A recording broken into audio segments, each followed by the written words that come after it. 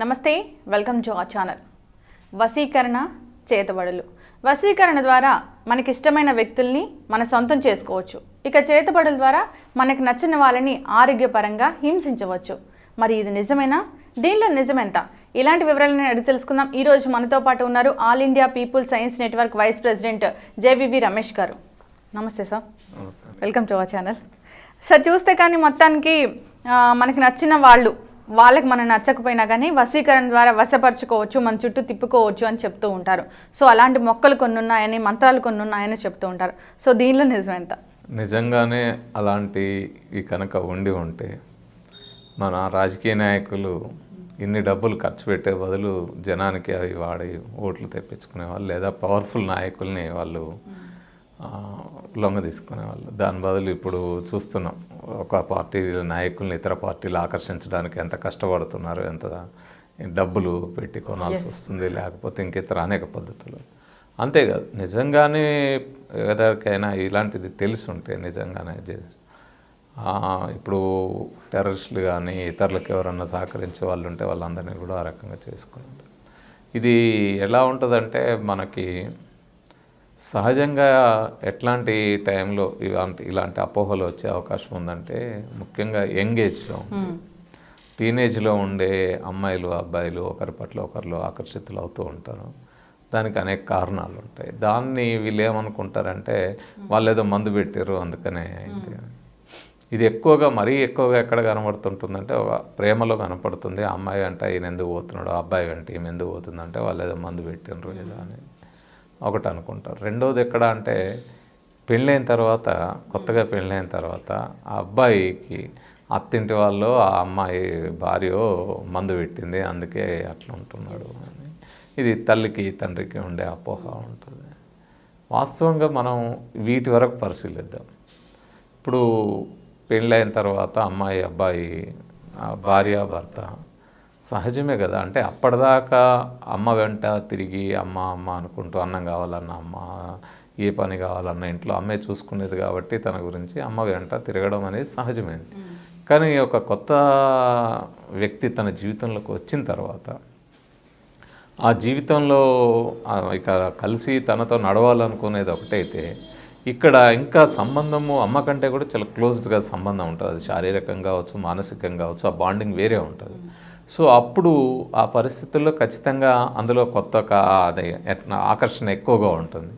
దానివల్ల అటు తిరుగుతూ ఉంటారు. వీళ్ళు ఏమనుకుంటారంటే, ఇక దానికి ఎవరో ఏదో మందు పెట్టారు, ఈ మందు పెట్టడం ఏంది, అది ఆ ఆకర్షణ అనేది సహజమైన ప్రకృతి సిద్ధమైన ఆకర్షణ అంతే తప్ప దాంట్లో మందు ఏమీ ఉండవు. అట్లాగే ప్రేమలు అన్నప్పుడు టీనేజ్ వయసులో ఇవన్నీ కూడా మనం గమనిస్తే ఆకర్షణలు ఇవి రావడానికి కూడా మన శరీరంలో ముఖ్యంగా మెదడులో జరిగే అనేక రసాయనిక చర్యలు కారణం, అంతే తప్ప ఇంకోటి ఏమీ ఉండవు.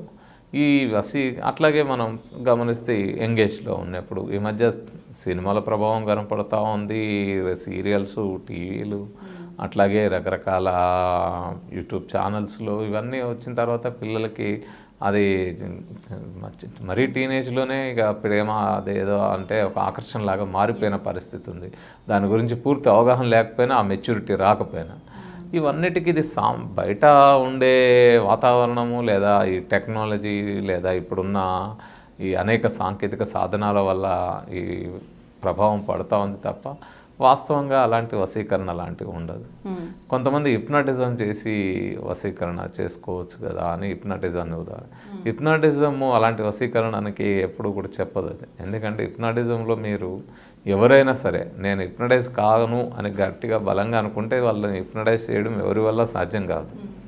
అట్లాగే మీరు ఎంత హిప్నటైజ్ చేసి మీకు వాళ్ళు ఏదో సూదులు ఇట్లా అని మీకు చర్మానికి సెన్సిటివ్నెస్ పోతుంది, స్పర్శ జ్ఞానం కోల్పోతుంది అంటే ఈ పైనుండే ఆ స్పర్శ జ్ఞానం పోతుంది కానీ మజిల్కి వచ్చినా తెలుస్తుంది. రెండోది ఏంటంటే, అలాంటివి చేయించగలరు, నువ్వు క్రికెట్ ఆడుతావు అంటే ఆడిపించగలరు, లేకపోతే ఇంకోటి చేయగలరు, కానీ మీరు బట్టలు ఇప్పేయండి అంటారా అంటే ఏం చేస్తారు? వెంటనే లేచి కొడతారు వాళ్ళని. సో ఇలాంటివి ఇదంతా వశీకరణలు వీటి వల్ల కాదు. వాళ్ళు అనేక రకాల ఇతర పద్ధతులు వాడతారు తప్ప ఈ ముఖ్యంగా మనుషుల్లో బలహీనతలు ఏవైతే ఉంటాయో వాటిని ఆసరా తీసుకొని ముఖ్యంగా మానసికంగా బలహీనతగా ఉన్న వాళ్ళని ఇలాంటి వాళ్ళు వశీకరణ ఈ పేర్లు చెప్తారు తప్ప అది వశీకరణ కాదు. మనం సైకలాజికల్గా వాళ్ళని ఎలా, వాళ్ళకు ఉండే సమస్య ఏంది, వాళ్ళ ఇబ్బందులు ఏంది, వాళ్ళకి ఎక్కడ బలహీనంగా ఉన్నారు, అక్కడ దెబ్బ కొడితే మనకు లొంగుతారా లేరా అనేది ఉంటుంది తప్ప ఈ మందులతోటో ఏదో పసర్లు పెట్టో లేకపోతే ఇంకోటి చేసో వశీకరణ అనేది అది వాస్తవంగా ఎక్కడ జరగదు. ఒక్కోసారి ఏం చేస్తుంటారంటే నా దగ్గర చాలామంది వస్తారు, సార్ వశీకరణ ఇప్పుడు పెట్టారు సార్, అక్కడ ఒక అతను పెడితే మేము ఒక మంత్రగాడి దగ్గరికి తీసుకెళ్ళాం, ఆ మంత్రగాడు ఏదో తాపిచ్చాడు, పసరు తాపాడు, ఆ తర్వాత వామిటింగ్ అయింది, వామిటింగ్ అయ్యగానే అందులో నుంచి చికెన్ పీస్ పడింది, ఆ చికెన్ పీస్లో ఏదో పచ్చగా కనపడింది, లేదా ఆమ్లెట్ ముక్క పడింది, అందులో ఏదో కనపడింది, ఇది మరి కనబడింది కదా సార్, ఇదంతా నిజమే కదా అంటాను. నాకు విషయం ఏంటంటే మనం గమనిస్తే ఏదైనా ఒక ఆహారాన్ని మనం తీసుకున్న తర్వాత అది 6-7 గంటల్లో జీర్ణమైపోయి తెల్లారికే మనకి అర్థమైపోతుంది కదా, మన బయటికి వెళ్ళిపోతుంది మలం రూపంలో. మరి అలాంటిది ఒక వారం రోజులు 10 రోజులు ఆ చికెన్ ముక్క అట్లనే ఉంటుందా మన అసలు ఆ జీర్ణాశయం ఏమవుతుంది, జీర్ణాశయంలో ఉండే జీర్ణ రసాలు ఏవి ఉంటాయి, ఆమ్లాలు దాని మీద స్రవిస్తుంటాయి, ఇవన్నీ వాటి మీద ప్రభావం చూపెడతాయి కదా. పట్టిన ముక్క పెట్టినట్టు ఎట్లా ఉంటుంది.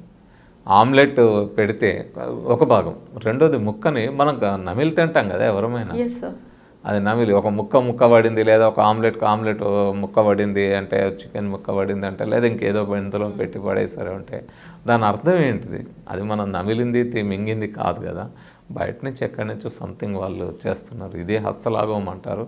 సో ఇలాంటి హస్తలాఘవాన్ని ఉపయోగించి అలాంటి వాళ్ళు చేసే ట్రిక్స్ తప్ప వాస్తవంగా ఇది ఏమీ ఉండదు.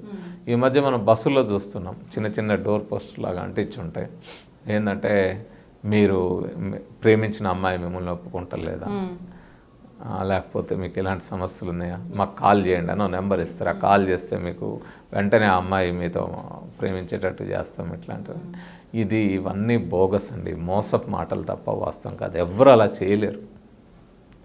అలా ఒక అమ్మాయి ప్రేమించట్లేదు అంటే ఆ అమ్మాయికి మానసికంగా నీ పట్ల ఇంట్రెస్ట్ లేదని అర్థం. ఆ అమ్మాయికి కావాల్సిన కోరికలు కానీ ఆసక్తులు కానీ వేరే ఉండవచ్చు. అంతే తప్ప ఆ అమ్మాయి ప్రేమించట్లేదంటే ఎవరి దగ్గరికి వెళ్ళి ఆయన ఏదో మంత్రాలు చేస్తేనో, లేకపోతే ఏదైనా పసర్లు ఇస్తేనో, ఇంకేదో వశీకరణ ఏదో చేస్తేనో ఇది జరుగుతుంది అని అనుకోవడం, డబ్బులు మోసపోవడం తప్ప వేరే ఏమీ జరగదు. సో అలాంటి వాళ్ళందరినీ మోసగాళ్ళు అనుకోవాలి తప్ప ఖచ్చితంగా వాళ్ళని మనము వాటిని నమ్మకూడదు. ఈ వశీకరణలు అంటూ ఏమీ ఉండవు. సార్, టెక్నాలజీ ఇంత డెవలప్ అయినా కానీ మీలాంటి జన విజ్ఞాన వేదిక నుంచి కూడా చాలామంది చెప్తున్నా కానీ ఇంకా అవేర్నెస్ రావడం లేదు. ఇంకా ఈ మూఢనమ్మకాల్లోనే ఉండిపోతున్నారు జనాలు. ఇప్పుడు మీరు చెప్పినట్లుగా ఈ ఆమ్లెట్ పడితేనో, ముక్క పడితేనో, లేదంటే చికెన్ ముక్క పడితేనో అది నిజమేననుకొని ఆ భ్రాంతిలో ఉండి ఆ మానసికంగా ఆందోళన చెందుతూ వాళ్ళ రెగ్యులర్ లైఫ్ని కూడా ఇబ్బంది పెట్టుకుంటున్న పరిస్థితి మనం చూసాం. అంటే మానసికంగా వాళ్ళు స్థిరంగా లేకపోవడమే దీనికి కారణం అంటారా? మనము నేర్చుకుంటున్న చదువు, ఆ చదువులో సైన్స్ని బట్టి సూత్రాలు బట్టి పరీక్షల కోసం మార్కుల కోసం చదువుకుంటున్నాం తప్ప ఈ చదువు ఒక వైజ్ఞానిక ఆలోచన ఫలితంగా ఆదిమ మానవులు ఏ సరుకు దొరికితే, ప్రకృతిలో ఏ వనరు దొరికితే ఆ ముడి సరుకుని అలాగే వాడుకున్న మానవులు ఈరోజు ఇంతటి ఆధునిక విజ్ఞానాన్ని సొంతం చేసుకున్న అత్యంత ఆధునిక వైజ్ఞానిక మానవులుగా ఎదిగిన ఈ మానవ పరిణామక్రమ ప్రస్థానం ఏదైతే ఉందో, ఈ ప్రస్థానం వైజ్ఞానిక ఆలోచనల ఫలితంగా వచ్చింది. వైజ్ఞానిక దృక్పథం ద్వారానే సాధ్యమైంది. ఆ వైజ్ఞానిక దృక్పథాన్ని కలిగి ఉండాలి, ఇది ఒక వైజ్ఞానిక ఆలోచన, వైజ్ఞానిక దృక్పథం ఇది అంటే అని ఎక్కడ మన తరగతి గదుల్లో మన సైన్స్ టెక్స్ట్ బుక్లో మనకు బోధించబడలే.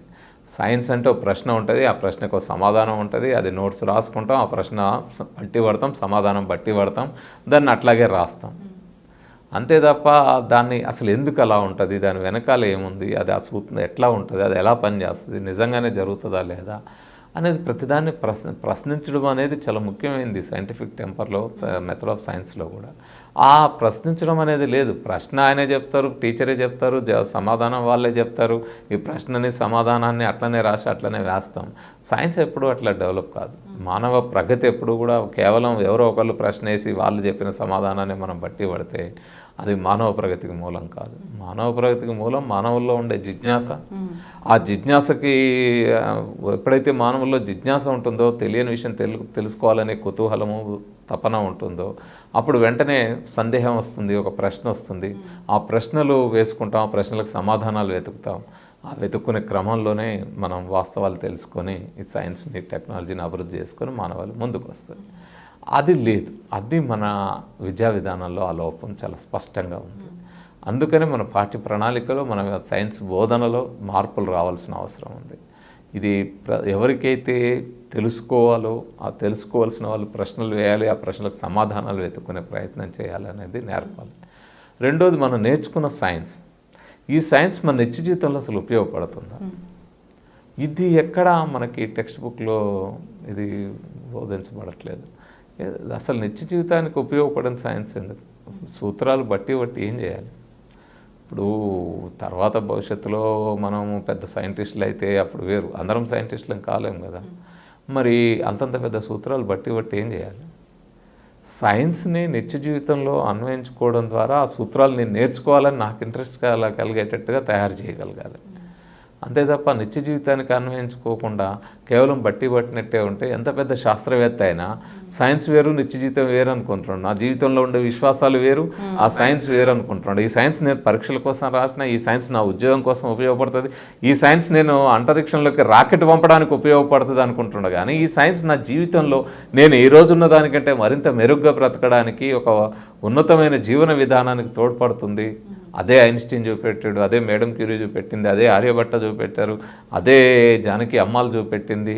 ఇలాంటి అనేక మంది మనకి సివి రామన్ వీళ్ళందరూ చూపెట్టారు కదా.